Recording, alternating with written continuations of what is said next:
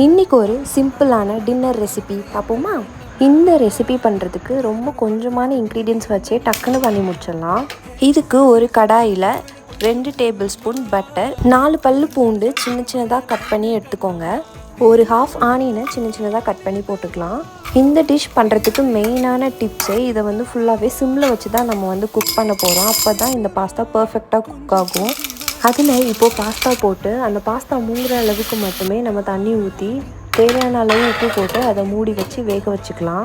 இப்போது pasta 50% cook ஆனதுக்கப்புறம் ஒரு டம்ளர் பால் ஊற்றிக்கலாம். அதில் உங்களுக்கு தேவையான சீசனிங் போட்டு மூடி போட்டு மறுபடியும் வேக வச்சுருங்க.